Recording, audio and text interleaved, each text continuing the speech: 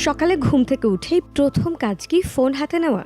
পড়াশোনা, কাজ কিংবা বিনোদন, আমাদের পুরো জীবনটাই এখন আটকে গেছে স্ক্রিনে।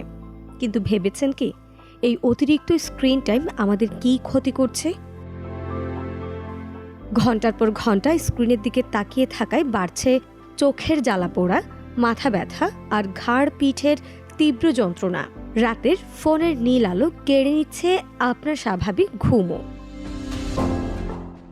শুধু শরীর নয়, অতিরিক্ত সোশ্যাল মিডিয়া কেড়ে নিচ্ছে আপনার মানসিক শান্তি, বাড়িয়ে দিচ্ছে একাকিত্ব আর উদ্বেগ।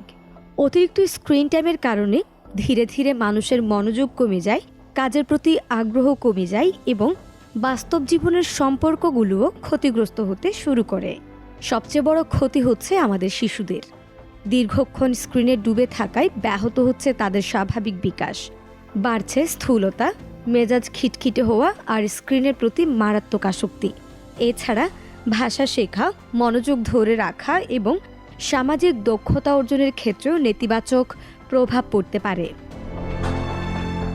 এখন নিশ্চয় ভাবছেন, তাহলে উপায় কি? উপায় আজই সচেতন হওয়া। ঘুমানোর 1 ঘন্টা আগে সব স্ক্রিন বন্ধ রাখুন। পরিবারকে স্ক্রিন ফ্রি সময় দিন। বই পড়া, হাঁটা চলা কিংবা গল্প করার অভ্যাস ফিরিয়ে আনুন।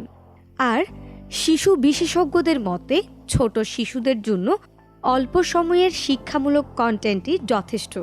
পাশাপাশি প্যারেন্টাল কন্ট্রোল ব্যবহার করে তাদের অনলাইন নিরাপত্তা নিশ্চিত করা যায়।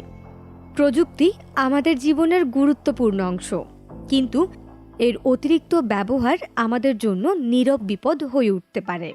তাই আসুন প্রযুক্তিকে প্রয়োজনের জন্য ব্যবহার করি, কিন্তু জীবনের নিয়ন্ত্রণ কখনোই স্ক্রিনের হাতে তুলে না দিই।